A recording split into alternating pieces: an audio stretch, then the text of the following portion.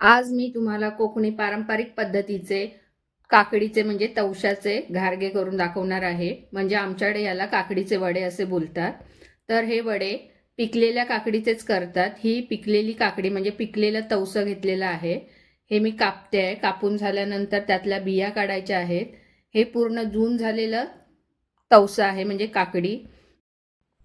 ह्या बिया काढून स्वच्छ धुवून सुकवून घ्यायच्या आणि पुढच्या वर्षीसाठी पुन्हा यापासून आपल्याला काकड्या तयार करून घ्यायच्या म्हणजे वेल तयार करून घ्यायच्या असतात. म्हणून ह्या बिया आपण साठवून ठेवायच्या असतात.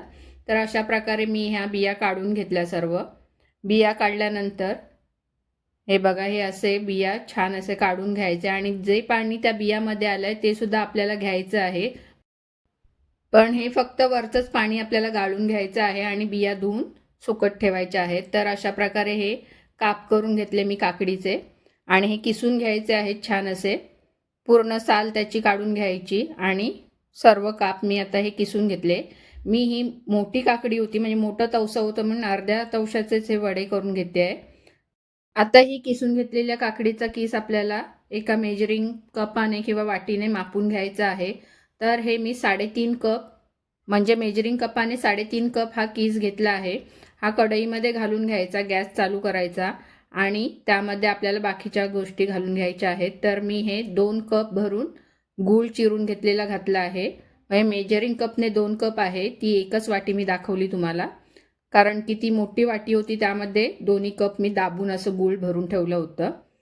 आणि आता ह्या काकडीमध्ये हे गूळ घालून झाल्यानंतर त्यामध्ये मी वेलची 1 चमचा भरून वेलची, म्हणजे हे छोटे चमचे आहेत म्हणून मी 2 चमचे टाकले आणि चवीनुसार मीठ म्हणजे साधारण हे 2 चमचे मी मीठ घालून घेतलं.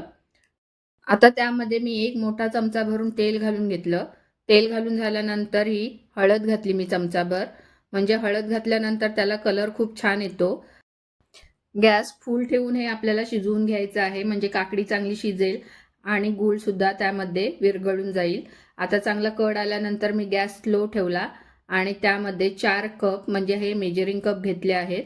ते 4 कप भरून मी तांदूळ पीठ घालून घेतलं. गॅस स्लो ठेवला आहे आणि हे तांदूळ पीठ घातल्यानंतर अर्धा कप हे गव्हाचं पीठ घालायचं आणि पाव कप मी बेसन घालून घेतलं. हे कच्चं बेसनच आहे. बेसन आणि गव्हाचं पीठ घातल्याने ते वडे खूप छान मऊ असे राहतात आणि खूप सुंदरसुद्धा होतात. आता हे सर्व मिक्स करून घ्यायचं आहे. तर हे गरम गरम असताना सर्व मिक्स करून घ्यायचं आणि गॅस बंद करून घ्यायचा. हे बघा, आता हे सर्व मिक्स करून झालं आहे आणि जे एका चमच्याला चिकटलं होतं ते मी हे काढून घेते दुसऱ्या चमच्याने आणि त्यावरती झाकण ठेवून साधारण आपल्याला हे 20 ते 25 मिनटं असं झाकून ठेवायचं आहे म्हणजे चांगली वाफ पकडून द्यायची. पीठ चांगलं होतं. हे 20 ते 25 मिनटानंतर गरम गरमच आहे थोडं. आता हे गरम गरम असतानाच मळून घ्यायचं. पूर्ण पण थंड नाही झालेलं आहे ते, कारण भरपूर प्रमाणात पीठ आहे. हे बघा, आता हे गरम गरम असताना मळून घ्यायचं आहे. हाताला थोडे चटके लागतील म्हणून मी हे चमच्याच्या यानेच मळून घेते आहे त्याच्या गुठल्या आणि थोडं थंड झाल्यानंतर हाताने मी मळून घेतलं आहे. छान असं हे पीठ मळून घ्यायचं आहे. पीठ चांगलं मळून घेतलं की घारगेसुद्धा खूप सुंदर होतात, मऊ असे राहतात. आणि हे पीठ बघा मी सर्व मळून घेतलं आणि थोडं थोडं करून मळून घेतलं होतं म्हणून मी आता शेवटी हे दोन्ही पण एकत्र घेऊन मळून घेतलं. आणि ही पद्धत मी तुम्हाला एकदम कोकणी पारंपरिक पद्धतीनेच दाखवली आहे. बघा, असं हे घट्ट असं थोडं पीठ मळून घेतलं आहे आणि नंतर एका घट्ट झाकण्याच्या डब्यात भरून घ्यायचं आहे. डब्यामध्ये भरल्यानंतर साधारण 2 ते 2.5 तास हे आपल्याला झाकून ठेवायचं आहे म्हणजे थोडं पीठ नरम व्हायला द्यायचं आहे. पीठ चांगलं आलं की मग वडे खूप सुंदर होतात. अशा प्रकारे मी हे डब्यामध्ये भरून ठेवलं होतं. साधारण 2 तासानंतर मी पुन्हा झाकण काढलं. हे बघा, थोडं नरम झालं आहे पीठ. मग त्यासाठी मी ह्या डिशमध्ये तेल घेतलं आहे. हे तेल आपल्या हाताला लावून घ्यायचं आणि जेवढ्या साईजचे आपल्याला घारगे करायचे आहे त्या साईजचे आपल्याला हे गोळे करून घ्यायचे आहेत. पाहिजे तर हे पीठ पुन्हा आपण परातीमध्ये काढून मळून घेतलं तरीसुद्धा चालतं. खूप सुंदर असे वडे होतात. थोडं पीठ मऊ होत जातं पण ते नरम झालेल्याच पिठाचे वडे खूप सुंदर होतात. आता हे तेल गरम करत ठेवलं आहे मी. तेल आपल्याला मध्यम असं गरम करून घ्यायचं आहे आणि हा मी एक पोलीपाट घेतला, त्यावरती प्लास्टिक घेतलं. आता ह्या प्लास्टिकला थोडंसं तेल लावून घ्यायचं आहे. हे अशा प्रकारे मी सर्व गोळे तयार करून घेतले एका साईजचे आणि हे हाताने असे दाबून दाबून घ्यायचे, म्हणजे घारगे तयार करून घ्यायचे. जर का आपण पापडाच्या साच्याने जरी केले तरी सुद्धा चालेल. आता बघा, हे एक साईजचे करून घ्यायचे, सर्व बाजूने एक समान करायचे, कुठे जाड पातळ ठेवायचे नाही. हे थोडेसे क्रॅक गेल्यासारखे वाटत आहेत, कारण ते मी हाताने केले आहे म्हणून असे थोडे वाटत आहेत. तर अशा प्रकारे मी तेल गरम होईपर्यंत हे असे वडे थापून घेतले. आमच्याकडे शक्यतो याला वडेच बोलतात. अशा प्रकारे मी हे सर्व वडे तयार करून घेतले आणि आता तेल आपलं गरम चांगलं झालेलं आहे. एक एक करून असे हे वडे त्यामध्ये सोडायचे आहेत.